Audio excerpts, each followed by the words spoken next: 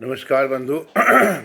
आपसे निवेदन है कि मेरा यह 2 मिनट 20 सेकंड का पहले ये वीडियो देख लीजिए जो मैंने न्यूज़ 18 इंडिया से जो रिकॉर्ड किया है। उसके बाद मैं आपको कुछ संबोधन करूंगा। कृपया उसे ध्यानपूर्वक सुनेंगे कि बात क्या है। पहले पूर्व वायुसेना प्रमुख पाली मेजर ने कहा कि 26/11 मुंबई हमले के बाद पाकिस्तान पर कार्रवाई के वायुसेना के प्रस्ताव को खारिज कर दिया गया था। हम तैयार थे। फिर पूर्व air chief marshal BS Dhanoa ने कहा मुंबई हमलों के बाद पाकिस्तान को जवाब देने के लिए हम पूरी तरह से तैयार थे, लेकिन कुछ नहीं हुआ।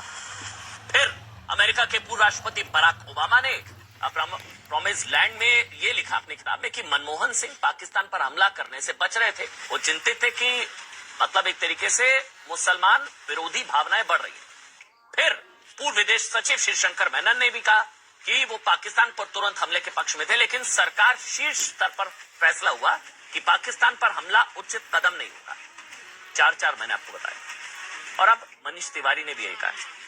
मनीष तिवारी ने भी कहा है कि 26/11 के वक्त यूपीए सरकार को जो कदम उठाने चाहिए थे वो नहीं उठाए गए। उस वक्त तेजी से कार्रवाई की जरूरत थी। हमने संयम बरता, जो कमजोरी की निशानी है। तो आखिर क्या वजह रही होगी? आप सोचिए ना, क्या वजह रही होगी कि 26/11 के बाद हमने पलट कर पाकिस्तान पर कोई कार्रवाई नहीं करके पाकिस्तान को ऐसे ही जाने दिया। सोचिए, क्या उस वक्त वाकई सेना के हाथ बांध दिए गए थे? अगर हां, तो क्यों 26/11 मुंबई हमले के बाद आखिर पाकिस्तान को जवाब नहीं दिया गया? देखिए, मैं आपसे फिर से वही कहूंगा, उड़ी हमला हुआ, सोचिए 10 दिनों के अंदर अंदर पाकिस्तान में घर में घुसकर हमने बदला लिया। पुलवामा हुआ, हमने बालाकोट किया, फिर घर में घुसकर थप्पड़ मारा पाकिस्तान को। चीन ने घुसने की कोशिश की तो हमने गलवान में हमारी सेना ने चीन के सैनिकों की गर्दन की हड्डियां तोड़ दी। ये सब कुछ हमने किया, लेकिन क्या ऐसी क्या मजबूरी थी? फिर से सवाल आपसे कि 26/11 जैसे खौफनाक हमले के बाद भी पाकिस्तान को ऐसे ही जाने दिया गया, कोई कार्रवाई नहीं हुई। देखिए, मेरी नजर में 2 वजह हो सकती है। या तो उस वक्त की सरकार को सेना पर भरोसा नहीं था, या पाकिस्तान को उस वक्त की सरकार दोषी नहीं मानती थी। भाई 2 ही वजह हो सकती है ना। या तो आपको भरोसा नहीं है कि हम कार्रवाई करेंगे, कर सकते हैं, या फिर जिस पर कार्रवाई कर पहले। तो आपने देख लिया ये वीडियो। अब इसके बाद मुझे एक शब्द कहना है कि क्या भारत इतना ही कमजोर था? जो सेना प्रमुख तैयार थे और उसके बाद भी उसे आक्रमण नहीं करने दिया गया, और इसी दम पर जो है सो कांग्रेसी कहते हैं कि नहीं, भारत हमारे समय में ऐसा था तो वैसा था, तो ये था वो था। अगर इतना ही कमजोर था तो सेना के बल पर तो कम से कम कुछ न कुछ विश्वास करना चाहिए। आज पुनः इस दुर्दशा में लाने के लिए कांग्रेस के साथ साथ 28 दल एकत्रित हैं। ऐसे यह बात नहीं कि यह वीडियो सिर्फ मेरे पास आया और मैं रिकॉर्ड किया, बहुतों के पास गया हुआ है, तो सभी लोग जानते हैं वास्तविकता क्या है। किंतु अब सोचना है कि ऐसे ही अवस्था के लिए कांग्रेस को हम पुनः आने दें। क्या इसलिए कि मरने वालों में सिर्फ हिंदू ही था, इसलिए ये लोग दोषी नहीं है? क्योंकि मारने वाला जो है सो एक विशेष पक्ष का था।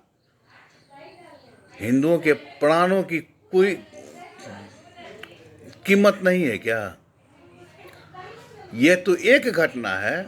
ऐसे ही घटना 1000 सवाल है कि आज तक गोधरा कांड का कहीं चर्चा नहीं हुआ, लेकिन गुजरात में जो दंगा हुआ उसमें मोदी दोषी है।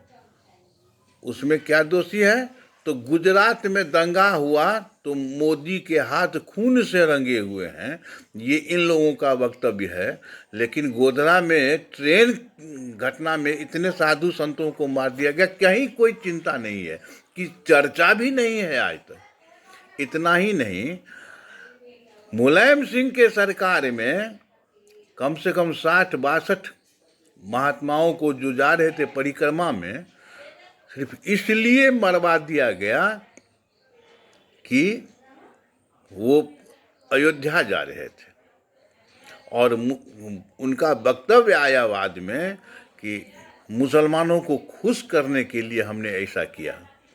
तो क्या किसी एक वर्ग को खुश करने के लिए एक वर्ग को समाप्त ही कर दीजिएगा? यही न्याय है और यही लोकतंत्र है, यही सेक्युलरिज्म है। मेरा आपसे नम्र निवेदन है कि आप लोग विचार कीजिए और इस वीडियो को अधिक से अधिक लोगों तक पहुंचाइए। अभी इलेक्शन का माहौल चल रहा है, अभी अगर हम लोग नहीं चेतेंगे तो शायद जीवन में कभी नहीं चेत पाएंगे। जय हिंद, जय भारत, वंदे मातरम।